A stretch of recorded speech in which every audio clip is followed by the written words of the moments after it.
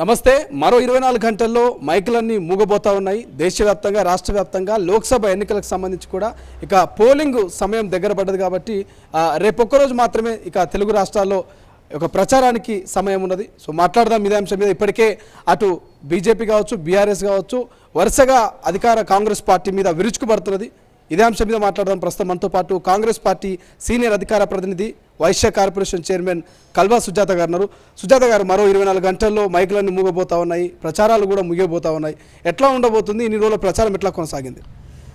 ప్రచారం అనేది ఒకటి ఎత్తైతే ఆల్రెడీ ఎలక్షన్లు అయిపోయి 6 నెలలు అయింది తెలంగాణలో. ఆ మూడ్లో ఉన్నారు ఇంకా ప్రజలు. అంటే కాంగ్రెస్ ప్రజాపాలన చేస్తుంది, ప్రజలకు ఏం కావాలనో తీర్చింది అనే విధంగా తెలంగాణలో ఉన్నటువంటి 4 కోట్ల మంది ప్రజలు ఎలక్షన్లు వచ్చినాయి. ఓన్లీ ఇంకేముంది, తెలంగాణలో కాంగ్రెస్ ఉంది, కేంద్రంలో రావాలి అనే మూడ్లో తెలంగాణ ప్రజలు. వీళ్ళు వచ్చి అప్పుడు ఇప్పుడు సభలు పెట్టి పోతుర్రు. ఏం చేసారో 10 ఏళ్ల నుంచి చెప్పకుండా ఇప్పుడు వచ్చేసి కాంగ్రెస్ పాకిస్తాన్ అని వాళ్ళు వచ్చేసి 420 హామీలు అని పిచ్చి పిచ్చిగా మాట్లాడుతున్నారు. కానీ ప్రజలు చూస్తున్నారు కదా, గమనిస్తున్నారు. మీరు అన్నారు హామీలు నెరవేరినాము, మా ప్రజలంతా హ్యాపీగా ఉన్నారు, మంచిగా ఉన్నారు అంటున్నారు. కానీ మాజీ ముఖ్యమంత్రి కేసీఆర్ అంటున్నారు ఈ ఫ్రీ బస్సు వద్దంటూ కూడా మహిళలే అంటున్నారు అంటూ కామెంట్ చేస్తున్నారు మొన్న వేదిక ద్వారా. ఎట్లా చూస్తారు? నిజంగా మహిళలు వద్దంటున్నారా ఫ్రీ బస్ అనేది?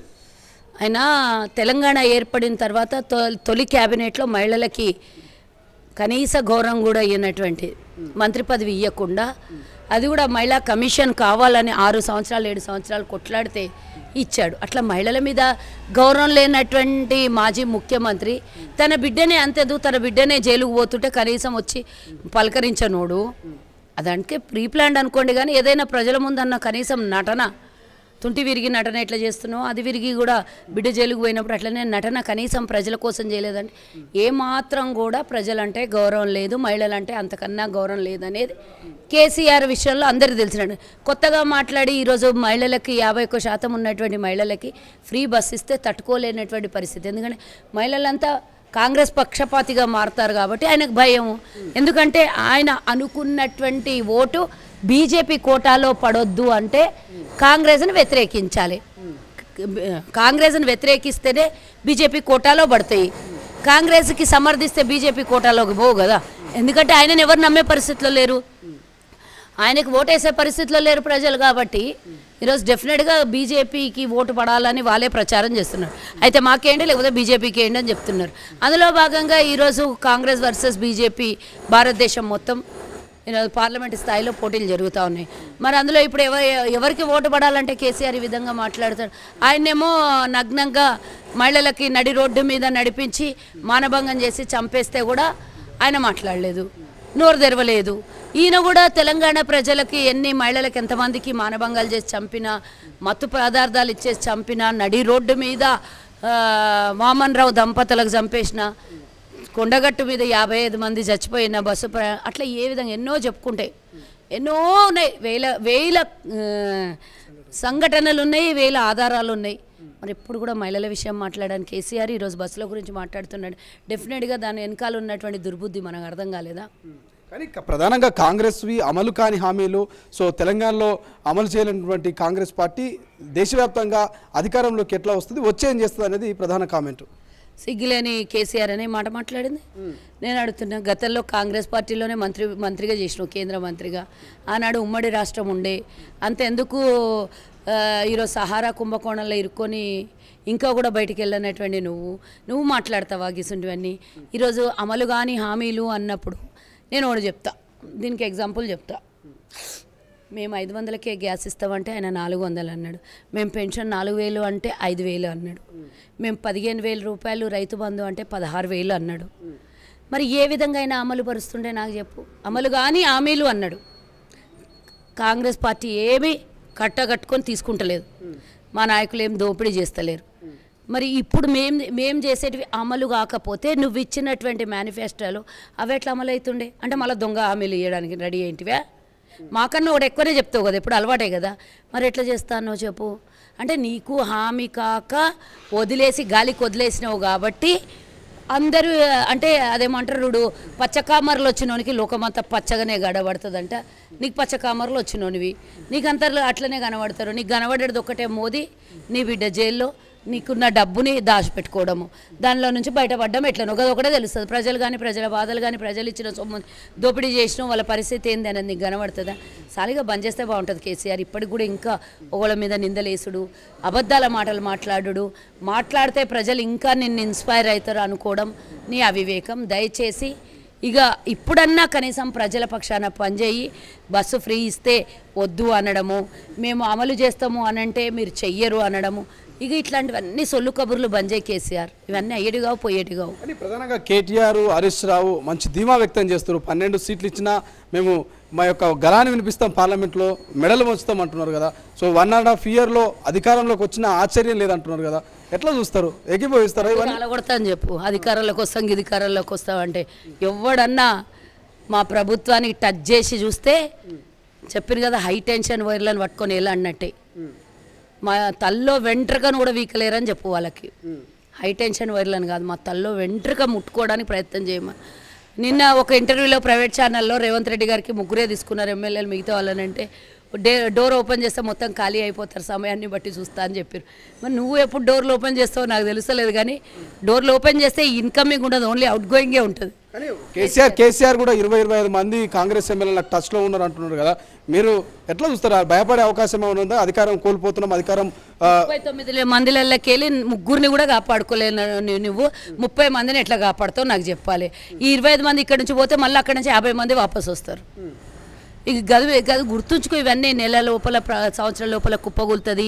12 మంది అభ్యర్థుల్ని గెలిపిస్తే అడబోయి పొడిచి వస్తాము. గతంలో 9 మందిని, అంతకుముందు 12 డజన్ మంది, అంటే 2 పర్యాయాలు మీకు 21 మంది ఎంపీలు ఇస్తే మీరు తీసుకుపోయి ఒరగబెట్టింది ఏంది, పీకింది ఏంది, తెలంగాణకు తెచ్చింది ఏంది, కొట్లాడి సాధించింది ఏంది, ఐటీఆర్ కారిడార్ ఏది, లేకపోతే రైల్వే కోచ్ ఫ్యాక్టరీ ఏది, గిరిజన్ యూనివర్సిటీ ఏది, అంతెందుకు వాళ్ళు ఇచ్చిన దొంగ హామీలు చేసినట్టు పసుపు బోర్డు ఏది, మా తాండూరు నియోజకవర్గానికి కందిబోర్డు ఏది, ఇట్లా రకరకాలుగా చెప్పుకుంటే చాలా ఉన్నాయి. ఒక్కడు కూడా అదేమంటారు, గూట్లే రాయది అని చేతగానోడు అంటే ఎట్లా పోయి తీస్తాడంట. రాష్ట్రంలో అధికారం ఉన్నప్పుడే ఆడ పోయి ఏం ఒత్తి పొడసలేదు, కానీ ఇప్పుడంట ప్రతిపక్షంలో కూర్చొని వీళ్ళు గళం ఇప్పుతారంట. గళం ఇప్పుతారో అంగి చొక్కాలకు గుండెలు ఇప్పుకుంటారో ఎవరికి తెలుసు, నాకైతే తెలియదు. కానీ ఇక తెలంగాణ ప్రజలు నమ్మే స్థితిలో ఎన్ని సీట్లు వస్తుండొచ్చు బీఆర్ఎస్కు? వాళ్ళు 12 సీట్లు అంటున్నారు. 12 వచ్చే అవకాశం ఉందా? వాళ్ళకి 12 వస్తే కాంగ్రెస్కి ఎన్ని సీట్లు వస్తాయి, బీజేపీకి ఎన్ని వస్తాయి? నన్ను అడిగే బదులు గాలకు అడిగితే అయిపోయింది కదా ఈ ప్రశ్న. వాళ్ళు మస్తు అంటారు గాలి మాటలు, గాలిగాండ్లు గాలి మాటలు మాట్లాడకపోతే ఏం మాట్లాడతారు చెప్పు. గాలిలో లేచిపోయే పార్టీ ఈరోజు అసలు ఒక్కటి చెప్పాలన్నా 4 టైర్లు పంక్చర్ అయినాయి, మిగతా బాడీ అంతా స్క్రాబ్లు అమ్మేసుకునే పరిస్థితిలో ఉన్నారు. మరి ఆడొచ్చే ఆ స్క్రాబ్లు అమ్మేసుకున్న దాంట్లో తూకల్లో కూర్చోడానికి ఎవరైనా రెడీగా ఉన్నారా? ఎవ్వరు రెడీగా లేరు. ఉన్నది కాస్త ఊడింది అన్నట్టుగా వెనకటి సామెత గుర్తొస్తుంది నాకు. అప్పుడు మీకు 88 మందిని ఇస్తేనే 9 మంది ఎంపీలు వచ్చారు. ఈరోజు 39లో 35 మిగిలినరు. నువ్వు ఇంకా మాట్లాడితే నేను ఏం చెప్పాలి? కేసీఆర్, హరీష్ రావు, కేటీఆర్ ఇట్లా 12 కాదు, 12 పక్కన ఇటు 2 తీసేసినా అటు 1 తీసేసినా ఏవి కూడా రావు. 1 కూడా వస్తే ఛాన్సెస్ చాలా 100%, 99% ఛాన్సే లేదు. మళ్ళీ దానికి 12 అంటున్నాడు. 12 నిద్రలో కలగంటున్నాడా, లేకపోతే 12 మంది కాంగ్రెస్కి ఎంపీలు గెలుస్తారని ఆ భ్రమలో ఉండి భయపడుతున్నాడా, ఏందో తెలియదు. కానీ ఇక వాళ్ళ గురించి ఎక్కువగా మాట్లాడతారు. అమిత్ షా గురించి ఏం చెప్తారు? సెంట్రల్లో ఉన్నది బీజేపీ అధికారంలో ఉంది, దాంతో ప్రధానంగా మీకు ఫైట్ ఉండే అవకాశం ఉంది కాబట్టి బీఆర్ఎస్, ఎంఐఎం, కాంగ్రెస్ 3 ఒకటే అంటున్నారు. ఏకీభవిస్తారా? నిజంగా 3 పార్టీలు ఒకటేనా? మా పార్లమెంటు నేను ఇప్పుడు మహబూబ్నగర్ పార్లమెంటుకి కూడా చేస్తున్నాను. అలాగే మా చెవెళ్ళ పార్లమెంటు కూడా ఉంది. అన్నం ఉడికిందాని గింజ అవసరం లేదు. ఒక 2 పార్లమెంట్లకి 2 నియోజకవర్గాలలో ఎక్కడన్నా వదండి. అది మీకు అంటే సీక్రెట్గా ఒక చిన్న సర్వే చేయండి. బీఆర్ఎస్ ఏం చెప్తుందో వినండి. మాకు ఓటేస్తే వేయండి, లేకపోతే మాకు వేయడం ఇష్టం లేకపోతే బీజేపీకి వేయండి అని చెప్తున్నారు.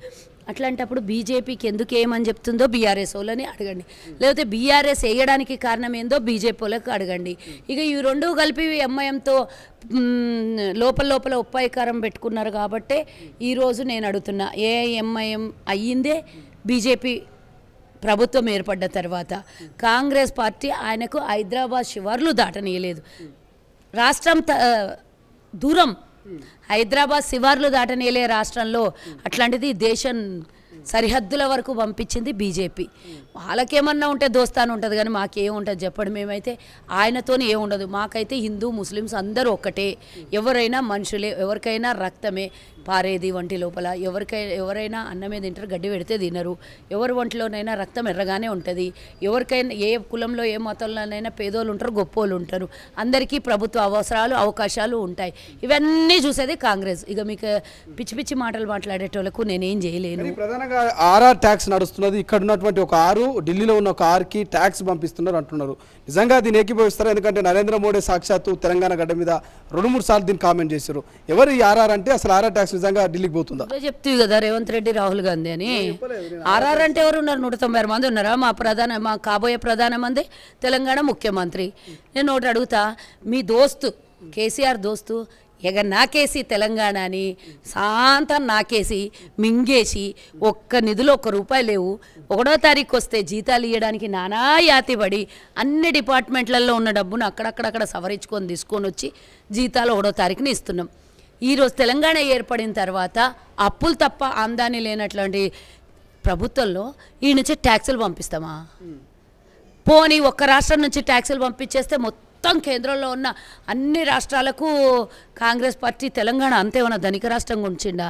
లేకపోతే ఈయనేమన్నా లక్షల కోట్లు తెలంగాణకి ఇచ్చిపోయిందా మోదీ కానీ అమిత్ షా కానీ? ధనిక రాష్ట్రం అప్పుడున్నట్లు ఏమన్నా అయ్యిందా? దాంట్లో నుంచి ఏమైనా పట్టుకొని పోయి సూట్ కేసులో లేకపోతే వ్యాన్లే ట్రక్కులు ఏమైనా సదురుకొని పోయి అడిచ్చేసి వస్తుండ్రా? ఈసీ మీ చేతిలో ఉంది, కేసీఆర్ మీ చేతిలో ఉంది, కేంద్రంలో అధికారం అంతా మీకే ఉంది. మరి ఎందుకు ఏమన్నా ఇచ్చేది ఉంటే పట్టుకోవచ్చు కదా? ఏ ట్యాక్స్ ఏ రూపంలో పోతుందో నీకు తెలియకుండా జరుగుతుందా దేశంలో? ఎవరైతే కేసులు లొల్లి పంచాయతీలు ఉన్నారో వాళ్ళకందరి మీద ఇంటి మీద ఈడీ సిబిఐ కేసులు జరుగుతాయి.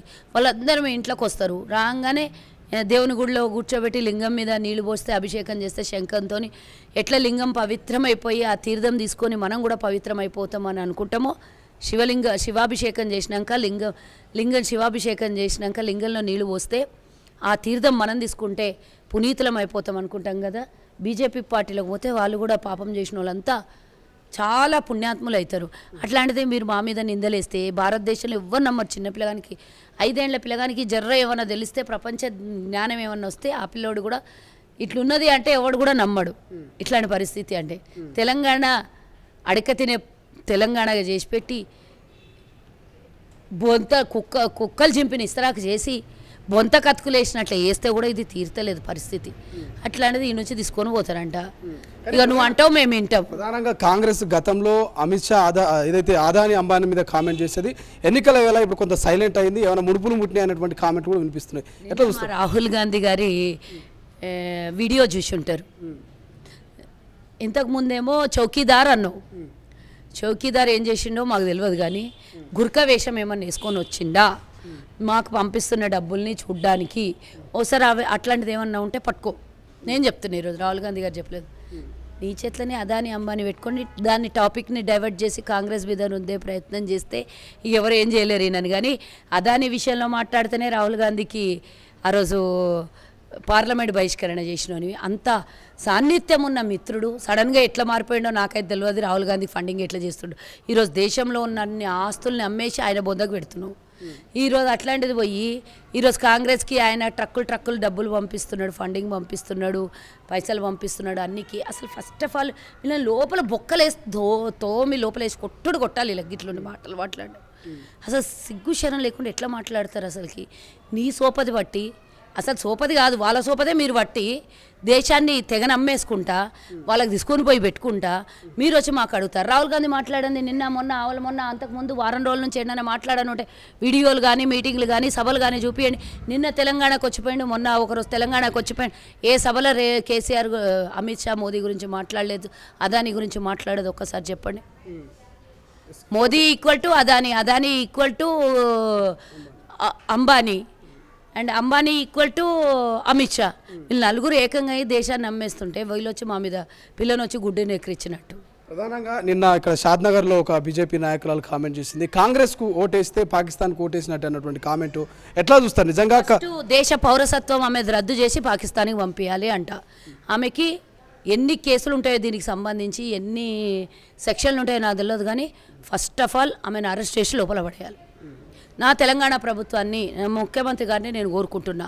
ఇట్లాంటి కామెంట్ చేసినామే పక్క దేశానికి ఓటేసినట్టు అని ఎట్లా అంటావు? నీ రాజ్యాంగం నీకుండి, నీ ప్రజాస్వామ్యం నీకుంటే పాకిస్తాన్కి ఓటేస్తే ఎక్క నకరాలు చేస్తే పాకిస్తాన్కే దొబ్బిపడిస్తాం మిమ్మల్ని. కానీ కాంగ్రెస్ ఢిల్లీలో అధికారంలోకి వస్తే ఖచ్చితంగా భారతదేశం అంతా కూడా ప్రమాదంలో పడబోతుందన్నటువంటి సంకేతాలు బీజేపీ చెప్తా ఉంది, ప్రజలకు చెప్తా ఉన్నటువంటి పరిస్థితి. నిజంగా ప్రమాదంలో పడుతుందా ఢిల్లీలో అధికారంలోకి వస్తే కాంగ్రెస్? ఇప్పుడు శ్రీను ఇంతసేపు నాతో అడిగినటువంటి మాటల్లో ఒక్కటైనా దేశం అభివృద్ధి గురించి మాట్లాడినావు. గత 10 ఏళ్లుగా వాళ్ళు ఏం చేసిండ్రు ఇది చేసిండ్రు అని ప్రశ్న వేసినావా నాకు? ఎంతసేపు కాంగ్రెస్ ఓటేస్తే పాకిస్తాన్కి వేసినట్లు, ఎంతసేపు అమిత్ షా మోదీ ఇద్దరు అన్న మాటలు కాంగ్రెస్కి వాడు అదాని డబ్బులన్నీ కాంగ్రెస్కి ఇస్తున్నాడు. ఎంతసేపు మతాల గురించి ఇవే తప్పి చెప్పు. ఇంతసేపట్లో నీ వర్షన్ ఏమన్నా ఉందా? 10 ఏళ్లలో బీజేపీకి చేసింది కదా మేడం. మేము 10 ఏళ్లలో రామ మందిరం కట్టినాము, ఇతర అభివృద్ధి కార్యక్రమాలు చేస్తున్నాము, బుల్లెట్ రైలు తీసుకొస్తున్నాం, వందే భారత్ అంటున్నాం. బుల్లెట్ రైలు ఇట్లా ఆకాశాల్లో ఎయిర్ప్లేన్ ఎగిరినట్టు ఎగురుతుంది, ఇడదంతా అడవి పడుతుంది అయ్యారు. ఇక ట్రైన్లు ఇక కొత్తగా సృష్టించి ట్రాకుల్ని సృష్టించి కొన్ని వేల కిలోమీటర్లు వీళ్ళు ట్రాక్లు వేసి ఇక దాని మీద బుల్లెట్ ట్రైన్ నడిపించారు అప్పయ్యలు. ఇక అది దానికి ఆ ట్రాక్ ఇదే సరిపోక ఏడబడితే ఆడ ఫెయిల్ అవుతున్నది. బర్రె తగిలిన పడిపోతున్నది, ఎద్దు తగిలిన పడిపోతున్నది. ఏం పడిపోయినా అది ఒక ట్రైను మనం ఒకటి వినాలి. అసలు ట్రైన్లు వేలాది ట్రైన్లని కాంగ్రెస్ ప్రభుత్వంలో మరి ఎన్నో స్థాపించింది, ఎన్నో కొన్ని లక్షల కిలోమీటర్లు ఈరోజు ట్రాకులు వేసింది. ఉన్న ట్రాక్ మీద పిల్లలు ఆడుకునే ట్రైన్ ఇట్లా నడిపిస్తాం చూడు మనం, బొమ్మ ట్రైన్ అట్లాంటివి తీసుకొని వచ్చి నడిపించేసి వాళ్ళు బుల్లెట్ ట్రైన్ చేసినట్టు రామ మందిరం వాళ్ళ అబ్బ సొమ్ము తెచ్చి కట్టినారు.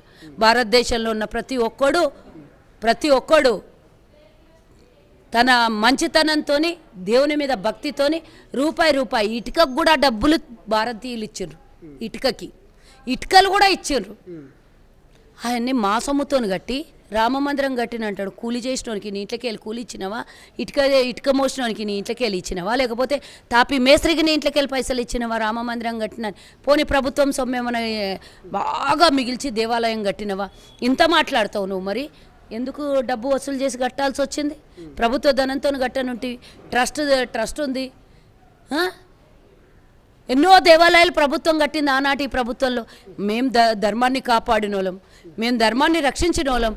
54 ఏళ్ళు అంతెందుకు మోదీ అమిత్ షా మా ప్రభుత్వంలోనే పుట్టిండ్రు అనుకుంటా కదా. మరి అట్లా ఒకవేళ ప్రమాదంలో ఉంటే వీళ్ళు ఎప్పుడో చచ్చిపోవాలి కదా. ప్రమాదంలో ఉంటే ఎప్పుడో చచ్చిపోవాలి కదా. కాంగ్రెస్కి ఓటేసి కాంగ్రెస్ ప్రభుత్వం వస్తే వీళ్ళు బతుకుండొద్దు కదా. వీళ్ళు చంపినట్లనా? గోద్రా అల్లర్లు చేసినట్లనా? 40 మందిని పొట్టన పెట్టుకున్నట్ట? లేకపోతే మణిపూర్ సంఘటన లాగా అనుకున్నారా?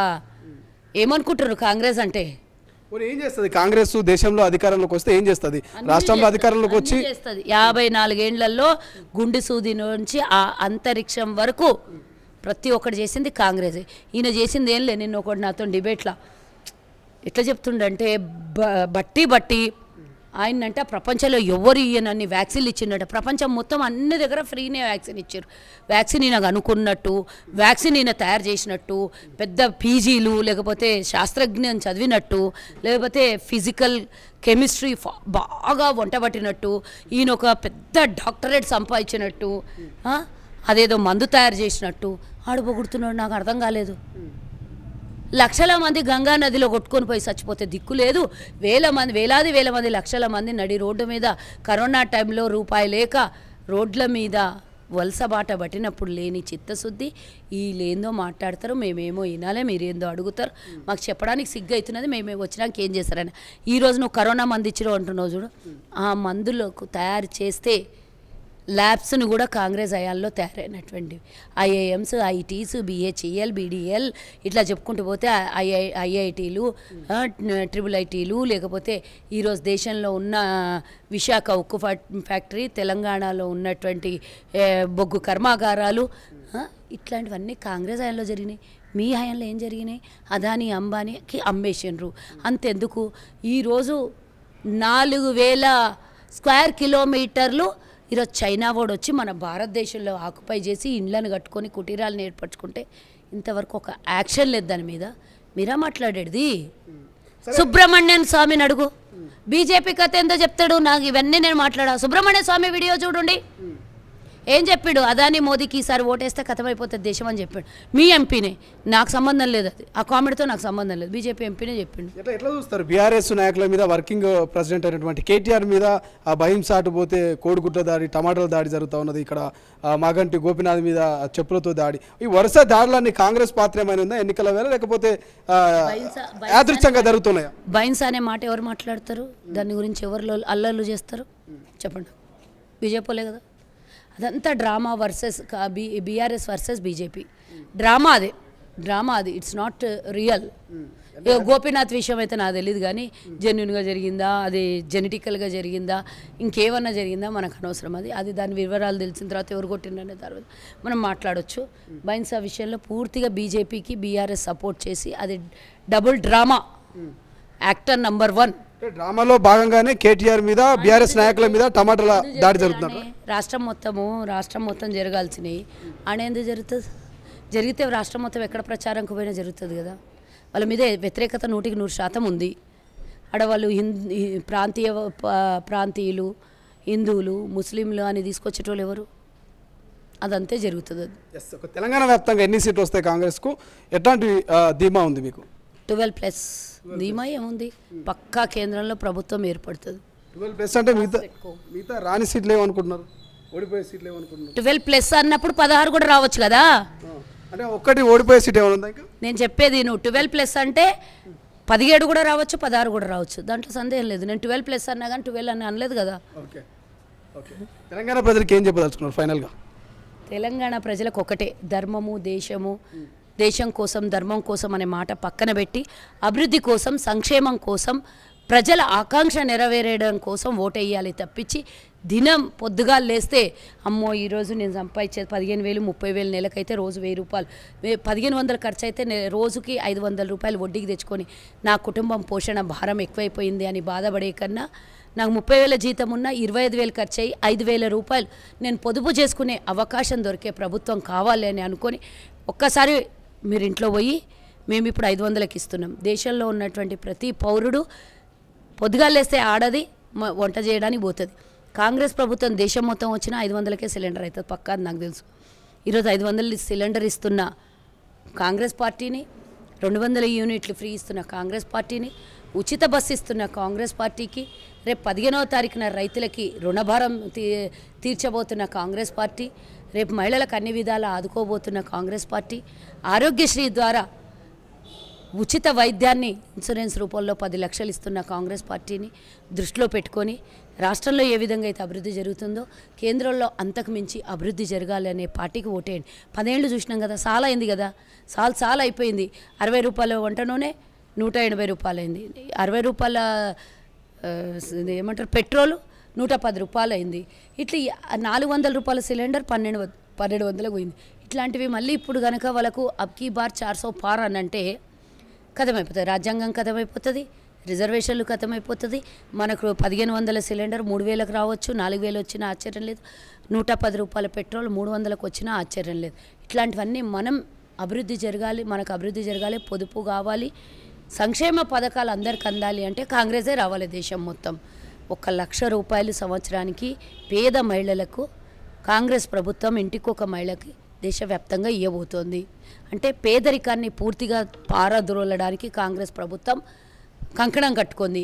యువతకి 50% ఉద్యోగాల కేటాయింపులో ఇప్పుడు 30 లక్షల ఉద్యోగాలు ఇస్తే సమభాగం కూడా మహిళలకు ఇవ్వబోతోంది కాంగ్రెస్ పార్టీ. కాబట్టి అభివృద్ధి అనే మాట కాంగ్రెస్ తీసుకున్నప్పుడు డెఫినెట్గా దాని పక్షాన్ని నిలబడాలి కదా.